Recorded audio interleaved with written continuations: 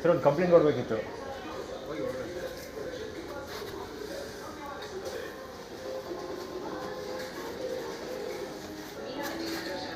Scheme sir ಒಂದು complaint ಕೊಡಬೇಕಿತ್ತು. ಏನು ಸರ್ ಅದು ಆ್ಯಕ್ಚುಲಿ ಬೆಳಿಗ್ಗೆ ನಂಜನಗೂಡಿಗೆ ಹೋಗಿದೆ ಇಲ್ಲಿಂದಾನೆ, ಪುನಃ ನಂಜನಗೂಡಿಂದ ಇಲ್ಲಿಗೆ ಬಂದೆ. ಇವಾಗ ಸಂಜೆ ಬಂದಿದ್ದು. ಬೆಳಿಗ್ಗೆ ಹೋಗ್ಬೇಕಾದ್ರೆ ಕರೆಕ್ಟಾಗಿ ರೈಲ್ ಹತ್ತೋ ಟೈಮ್ಗೆ ಒಂದು ಫೋನ್ ಕಾಲ್ ಬಂತು.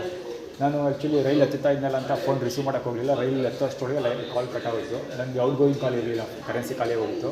ಸೊ ಫೋನ್ ಮಾಡಲಿಲ್ಲ, ಸುಮ್ಮನೆ ಆಗೋದೆ. ರೈಲ್ವೆ ಸ್ಟೇಷನಿಂದ ಪಕ್ಕದಲ್ಲೇ ಆಪೋಸಿಟು ಇಂದಿರಾ ಕ್ಯಾಂಟೀನ್ ಇದೆ, ಅಲ್ಲಿ ಊಟ ಮಾಡಿಕೊಂಡು ಪಕ್ಕದಲ್ಲಿ ರೈಲ್ವೆ ಇದಿದೆ, ಅದು K S R T C bus stop ಪಕ್ಕದಲ್ಲೇ ಇರೋದು.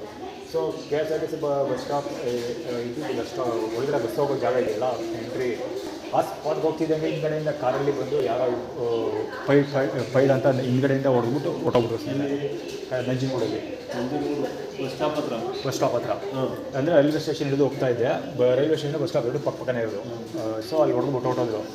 ನಾನು ಗಾಡಿ ನಂಬರ್ ಸರಿಯಾಗಿ ನೋಡ್ಕೊಳಕ್ಕಾಗಿಲ್ಲ. ಒಟ್ಟಲ್ಲಿ ನೋಡಿಕೊಂಡೆ 41 PM ಸಮಥಿಂಗ್ ಏನೋ ಇದೆ ಒಟ್ಟಲ್ಲಿ. ಟಾಟಾ ನ್ಯಾನೋ ಇರಬೇಕು ಮೇ ಬಿ ಕಾರು.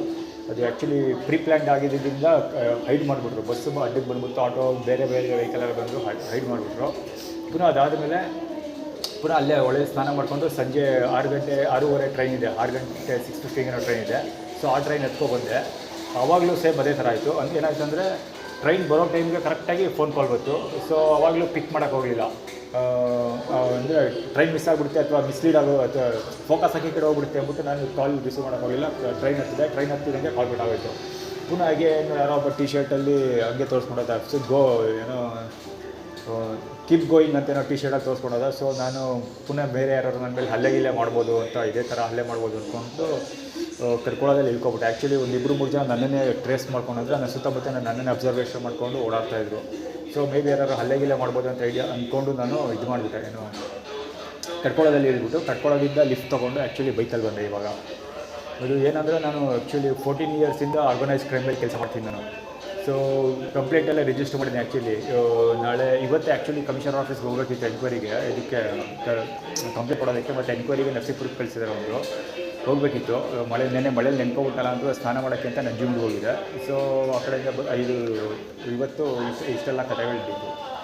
ಅದಕ್ಕೆ ಒಂದು ಕಂಪ್ಲೇಂಟ್ ರಿಜಿಸ್ಟರ್ ಮಾಡಬೇಕಿತ್ತು. ಫೋನ್ ನಂಬರ್ ಯಾವುದು ಆ್ಯಕ್ಚುಲಿ ಮಾತ್ರ ಔಟ್ ಗೋಯಿಂಗ್ ಕಾಲ್ ಇರಲಿಲ್ಲ. ಇಲ್ಲದೇ ಫೋನ್ ಮಾಡಿ ನಾವು ಉಟ್ಬೆಳೆದಿದ್ದು ಬಂದೂರು. ಸದ್ಯಕ್ಕೆ ಹೋಮ್ಲೆಸ್, ಮನೆಯಿಲ್ಲ ಸದ್ಯಕ್ಕೆ ಹೋಮ್ಲೆಸ್. ನಾವು ಉಟ್ಬೆಳೆದಿದ್ದು ಬಂದೂರು, ಮನೆಯಿಂದ ಇಲ್ಲ ಹೋಮ್ಲೆಸ್. 4 ವರ್ಷ ಆಯಿತು ಮನೆ ಬಿಟ್ಟು ನಾನು. ಸ್ವಂತ ಊರು ಬೆಂಗಳೂರು, ಬನ್ನೂರು ಮಳವಳ್ಳಿ ರೋಡು. ಯಾರು ಇಲ್ಲ ಅಲ್ಲಿ ಇದೇ ತಂದೆ ತಾಯಿದ್ರೆ ಯಾರು ಹೆಲ್ಪ್ ಮಾಡಲ್ಲ. ನೀನು ನಂಜನಗೂಡು ಟೌನ್ಗೆ ಹೋಗ್ಬೇಕಾ? ಹಾಂ, ನಂಜನಗೂಡು ಈಗ ರೈಲ್ವೆ ಸ್ಟೇಷನ್ ಹೊರಗಡೆ ಬಸ್ ಸ್ಟ್ಯಾಂಡ್ ಹತ್ರ. ಸರಿ, ನಂಜನಗೂಡು ಟೌನ್ಗೆ ಹೋಗಿ. ಸರಿ ಸರ್. ನಂಜನಗೂಡು ಟೌನ್ಗೆ ಹೋಗಿ ಕಂಪ್ಲೇಂಟ್. ಸರಿ ಸರ್. ಆನ್ಲೈನಲ್ಲಿ ಕಳಿಸ್ಬಿಡ್ತೀನಿ, ಅವ್ರು ಎಲ್ಲಿಗಾದ್ರು ಕಳಿಸ್ಕೊಡಿ. ಹಾಂ ಹಾಂ, ಅಷ್ಟು